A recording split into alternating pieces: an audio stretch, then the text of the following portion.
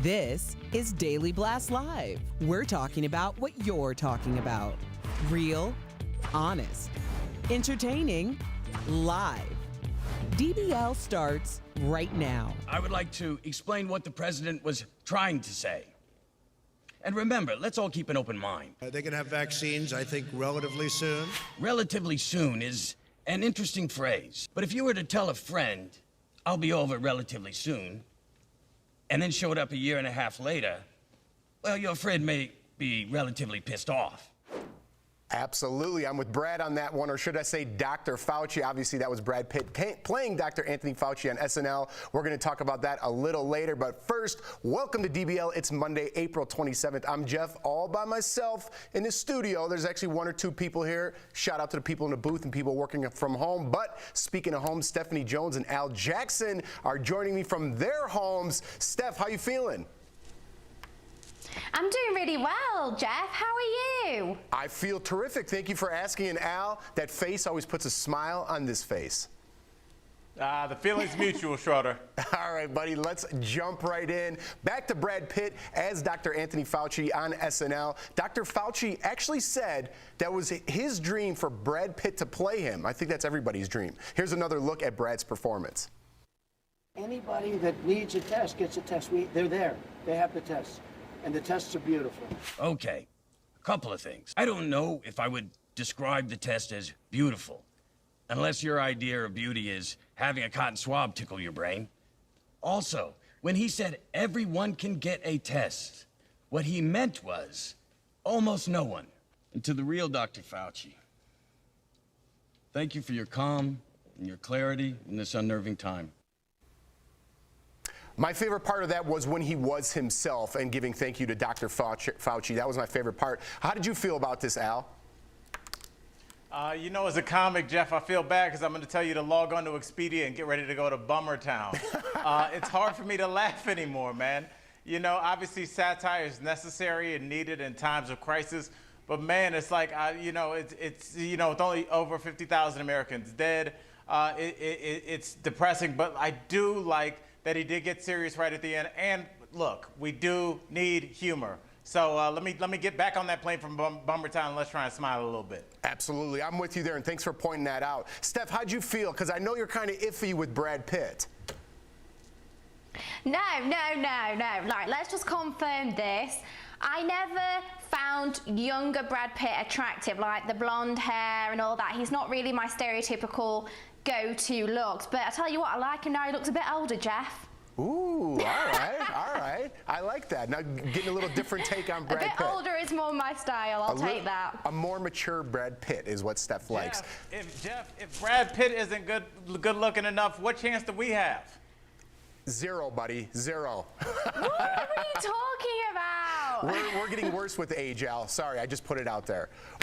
Speaking of Brad Pitt, let's talk about Angelina Jolie, because she's opening up about her struggles as a mother during the pandemic. The mom of 6 wrote a letter to parents in Time magazine saying she has learned that it's okay not to be perfect right now. Not to be perfect. That's important. She advised parents to stay calm and positive and says kids just want them to be honest and to do their best. Now, listen, I'm the first one to point out that celebrities are so far away from reality that me and you know. This is the most relatable thing I've heard Angelina Jolie say, because I am with her 100% on this. There is no such thing as a perfect parent. I'll vouch for that. Al, I know you're right behind me. Man, 100%, and it just shows you and really gives even more of an elevation to the parents that came before. You have the baby crying too much. What do you do if your 5-year-old won't eat? You can Google that. Back then, they were just flying blind. So I really do appreciate all the parents out there, because I am one myself, and we're all just kind of doing the best we can and taking it as it goes. Yeah, Steph, you're not a parent, but don't ever parent shame. Don't ever parent shame. What do you think about Angelina Jolie opening up? Because I'm telling you, as a parent, she's helping a lot of people. Oh no, definitely. And like you said, I don't have any children. I'm the only one in this panel here right now that doesn't. So I can't imagine how difficult it must be.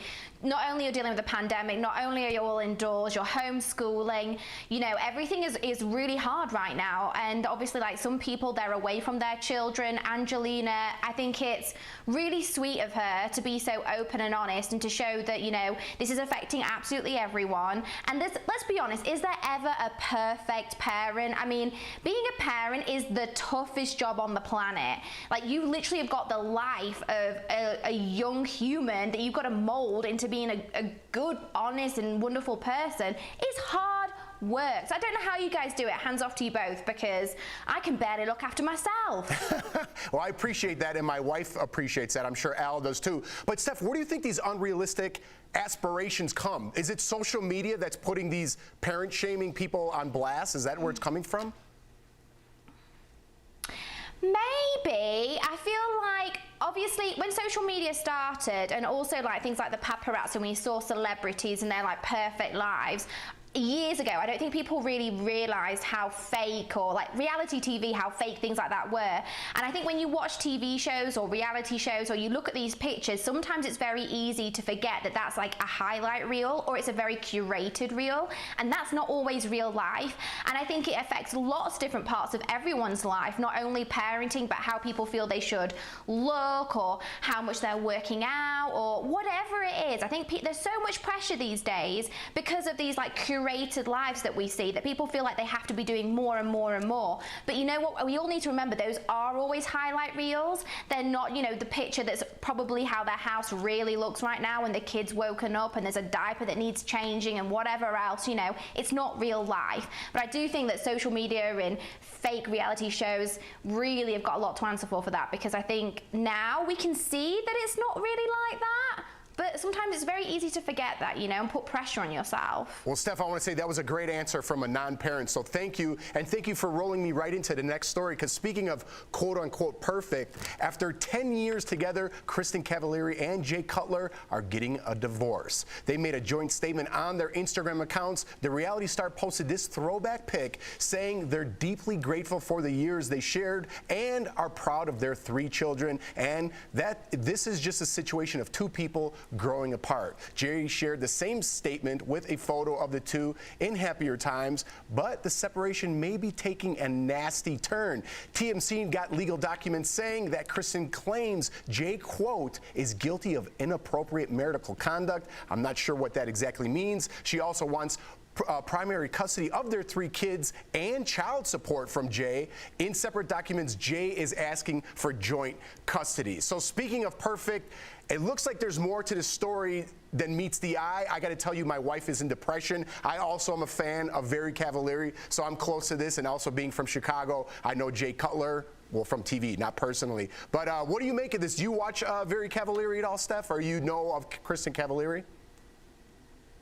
I know who she is, and I know she had a series on E! Entertainment, and it was following her life, and everything looked really happy and very glossy from the outside. But again, that is reality TV, and also on the flip side, that couple have got bills to pay. He's retired, it's a way of income, and sometimes this is the way in which things are portrayed, because let's be honest, no one wants, well, some people sadly do want to see a train wreck, don't they, on television? But, you know, I think they've been together for 10 years. They have separated once before, which I believe was in 2011, and they came back together. So you never know, maybe this is something else that they can overcome, because in the last season of them being together on television, they looked incredibly happy. But obviously, times right now are really tough, and we're seeing divorces go through the roof. Yeah, I wonder if quarantine has something to do with it. I'm sure that's not going to be the last we hear of this story. But Al, I want your take on this next story. Some comedians who perform at LA's famous Comedy Store, well, they band together to give back to their staff and comics affected by the pandemic. Good for them. Dave Chappelle made a surprise appearance at the end of the live 3-hour podcast from his home in Ohio, and other comedians like Whitney Cummings, Bill Burr, I'm a big fan of him, and Bobby Lee also appeared remotely from their homes. The event ended up raising $100,000 for everybody involved. And Al, I got to go to you right away, obviously being a comic, but I listen to Joe Rogan's podcast, and he's talking about how important this is for not only the stand-ups who don't make a lot of money, but also the people who work there. They're all one team. Yeah, everybody used to say to me, man, you're so courageous for being like kind of an independent contractor and just doing stand-up. And I always thought I had the best job safety ever because no matter what happens, as long as there was a bar with a corner and a microphone, I could go somewhere and make a couple $100. And now, who would have thought, Jeff, that's not possible. And not only that, stand-up is one of the only jobs that is almost completely anti-social distancing. What do you always say? It was a packed crowd, a packed house. Now that doesn't sound so appealing. So there are a lot of my friends, I would say 95% of my friends had 3 or 4 months of work wiped off the page, and there's no timetable for it returning. So I'm glad those guys are doing something because remember, they don't have to do it. They're doing it because they were once those comics that didn't make a lot of money. So hats off to them, and let's hope we can figure out a way to bring stand-up back because we all need to laugh a little bit, contrary to what I said earlier about the SNL bit. Al, how do you think stand-up goes? I'm sorry to keep asking you, but Joe Rogan always talks about you can't do stand-up like from your house. You need that crowd energy. Do you agree with that? Completely. You know, I would talk to young comics, and I'll be like, oh, how many times, excuse me, have you done stand-up? And they'd be like, well, I practice in my mirror all the time. It's almost like saying you're practicing to fight a UFC fighter. You don't know what's going to happen until you get up there and get in there. And stand-up is kind of the same thing. You need an audience there. So, I don't know what the timetable looks like. I know a lot of clubs have been forced to close and let go staff that is literally family. You have bartenders, waiters, waitresses, managers that have been there for a decade plus. So it's a really tough situation. But when it comes back, please go out and support your local stand-up, and not just the big guys. Go out to an open mic and see the next big guy. Absolutely. Well, thanks for the insight, Al. I appreciate that. And you guys are going to stick around, and we'll be right back. Close.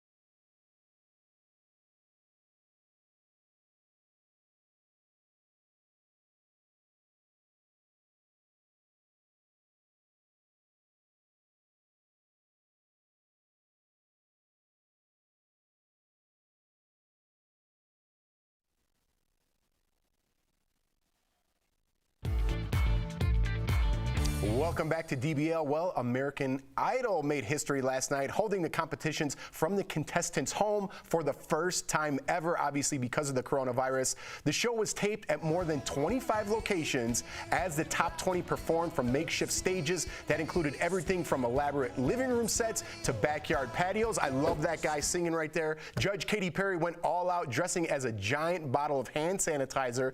That's very Katy Perry. While the singer still tried to keep her sense of humor, she also opened up about what it's like being pregnant in these uncertain times. Let's watch.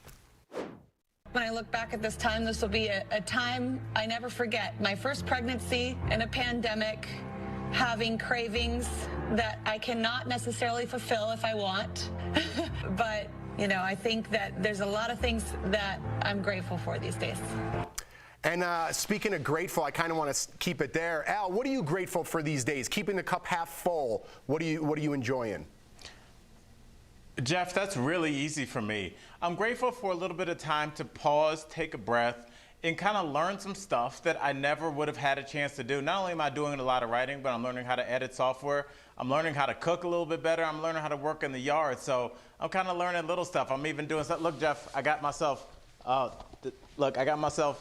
a pocket watch. Come on, man. I'm cleaned up over here. What's up? You got to get a little vest and pop it in there. I like that look, though. Bring it back. Steph, what are you grateful for these days? I'm not, not being insensitive to other people, but what are you grateful for?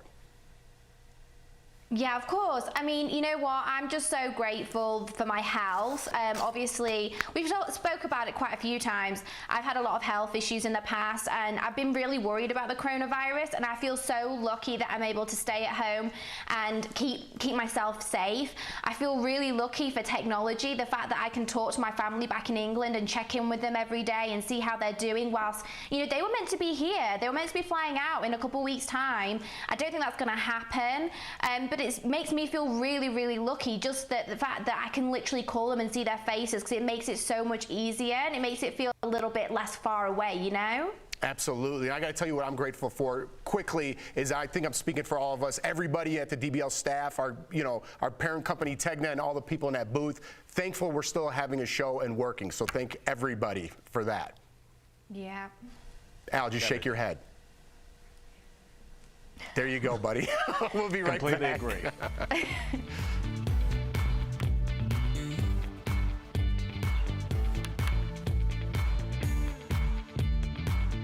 We all know that movement is like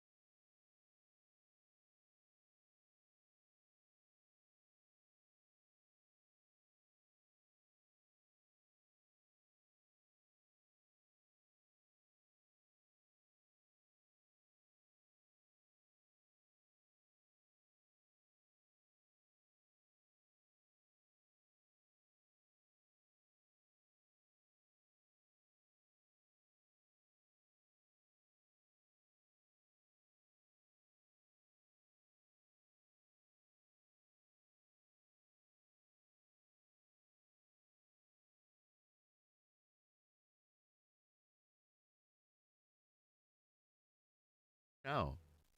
When all of this is over and we're together again, I hope we'll smile just a little brighter. Laugh a little louder, hug a little tighter. I hope we understand each other more clearly. Share more completely. Speak more honestly. I hope we give more freely. Forgive more easily. Dream more fully. And I hope we all take a deep breath. And love each other. and love each other just a little bit more. And I can't wait till we're all together again. Quickly, guys, I want to get in this story because this show is getting a ton of buzz on TV right now. It's ESPN's Last Dance documentary. It chronicles Michael Jordan and the Chicago Bulls in the 90s. That's when I grew up. And last night's episode included a real shocker if you're not from Chicago. Not so much of a shocker about Jordan's teammate, Dennis Rodman, who was a bit of a live wire. Rodman was dating Carmen Electra and had been granted 48 hours off. It's a long story of how he got there, but they gave him 48 hours off. Rodman went to Las Vegas with her, but after 2 days, the 48 hours was up. Rodman was a no-show. So Jordan says he had to go get him, saying, quote, he didn't come back on time. We had to go get his bleep out of bed. I'm not going to say who he was in bed with or where he was, blah, blah, blah. But Carmen Electra filled in those details, saying there was a knock on the door. It was Michael Jordan, and I hid. I didn't want him to see me like that, so I just hid behind the couch with covers over me. Al, I got to go to you. I am loving this docuseries. It reminds me of my childhood growing up, and I get a behind-the-scenes look on what was actually going on. I know you're loving this series, Al. I'm loving it. And I just want to say something to our viewers. I know normally sports stories aren't something that we cover, but I've told everybody that I have in my family, this is not really about sports, it's about relationships. And if you think about Michael Jordan having to go get Rodman from Vegas, I think a lot of our viewers have either had to go remove somebody that they love from a dangerous situation or have themselves had to been removed from a situation in which they were endangering themselves. So it's really about love, and it's about keeping somebody on the rails when they have a tendency to go off from time to time. Yeah, and I'm glad you pointed it out because it's a 10-part docuseries. It talks about being great. Everyone who knows who Michael Jordan is. So if you haven't watched it, I encourage you to watch it, even if you're not a sports fan. Steph, I want to get your take on this next story. We want to give a big DBL shout out to Chris Pratt and his wife, Catherine. Several sources are telling people they are expecting a baby. It'll be their first child together since getting married last June. Sources told people they wanted to expand their family as soon as possible. That's going to be one good-looking baby, I think. Huh, Steph? Oh yeah. So they've been married almost a year. They've been married for 10 months. So I think this is literally like going to be the perfect addition to their family. Chris has got a 7-year-old called Jack with a previous partner. And Catherine said when she saw Chris with Jack, it just made her really think, wow, he is just such a great dad. This is what I want. And I think it's going to be so sweet. And I mean, what a gorgeous baby. Seriously, it's going to be beautiful. Yeah, between Chris Pratt and the Schwarzenegger genes, it's going to be a strong baby too. I know. All right, guys. I know, right? Super cute. Stick around, you cuties. We'll be right back. Promotional consideration is brought to you by... Hello, I'm William Shatner, and you may not know this about me, but years ago, I was diagnosed with a sleep disorder. And like millions of others, I was prescribed sleep equipment. Did you know sleep equipment manufacturers recommend daily cleaning? That's why I use So Clean. It's